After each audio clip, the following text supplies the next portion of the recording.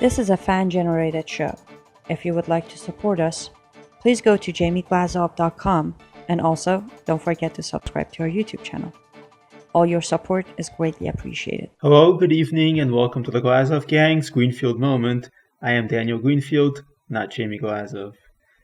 Tonight we're going to talk about Aleppo. If you've been following the media at all, you've heard all the outraged squeals.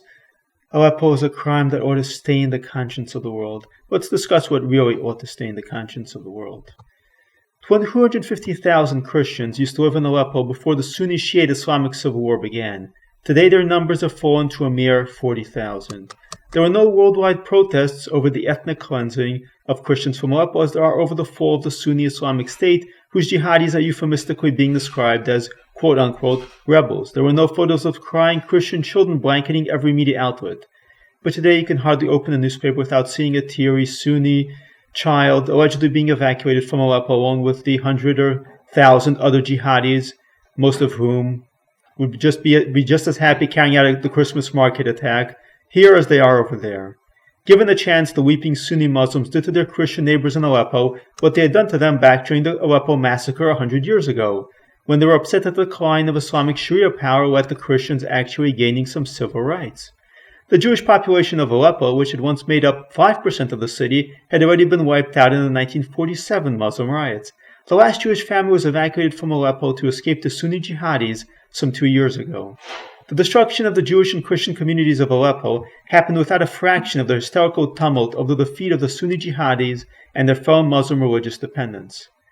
Samantha Power, Obama's ambassador to the UN, declared, Aleppo will join the ranks of those events in world history that define modern evil, that stain our conscience decades later. Why doesn't the ethnic cleansing of 210,000 Christians stain Power's conscience? Or the church bombings by Islamists in Egypt, the stabbings of Jewish women in Israel, and the Boko Haram genocide of Christians in Nigeria?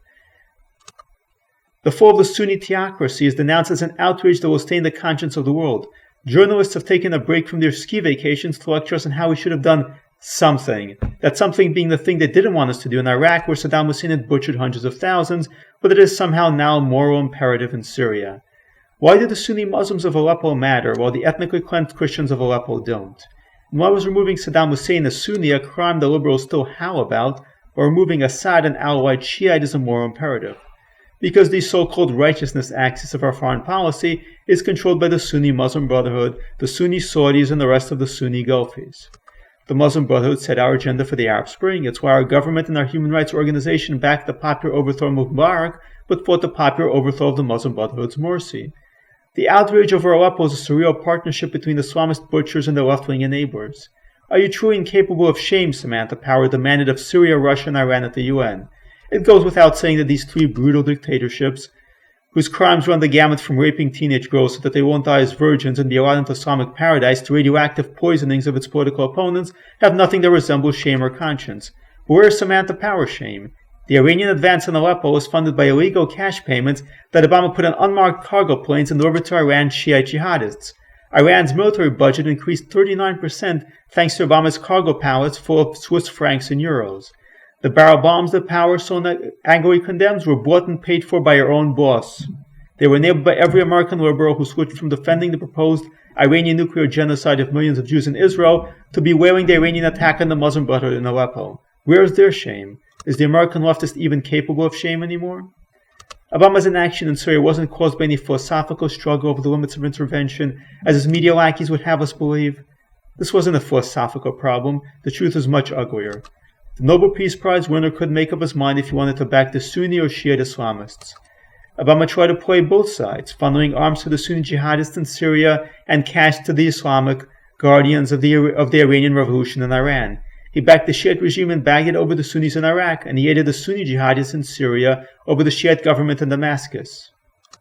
All the noise over Aleppo doesn't testify to an atrocity, but to the enormous power of the Muslim Brotherhood and the Saudi lobby, and now the Iranian lobby, to control not only our politicians, but our national narratives. Obama was afraid to go all in on Syria, not because he was concerned about the limits of intervention, but because he was afraid of trashing the Iranian nuclear deal. Those are the simple facts, and those are the facts that we need to address. There are no good guys in an Islamic civil war. Both sides operate by brutal atrocities. Those were atrocities that date back all the way to Muhammad's origins of Islam. There are no innocent victims of the Islamic civil war because neither side believes in anything remotely resembling human rights. Beheading captives and looting their belongings was how Islamic jihadis, dating back to Muhammad, knew that Allah was on their side and favored their murderous cause.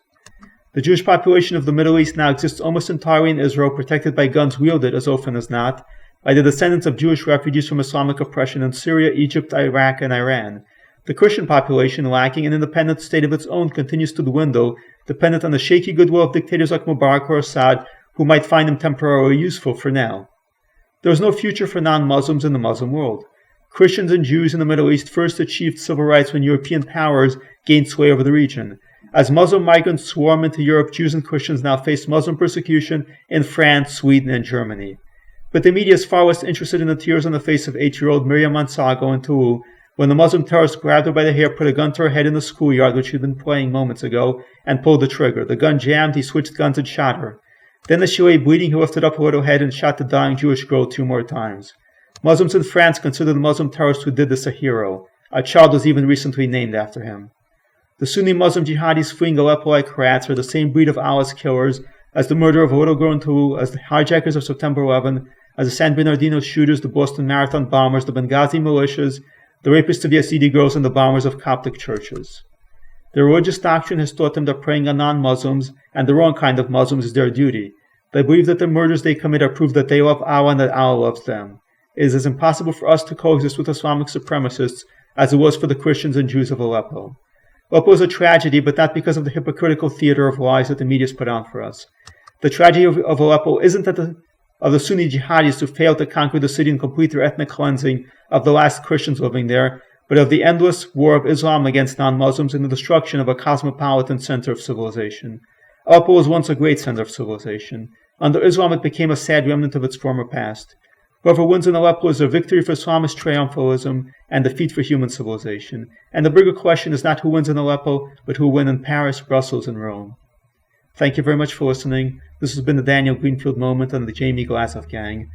If you appreciated this broadcast, please help support the Glazov Gang by subscribing to the YouTube channel and helping donate to keep it going. Have a very good night.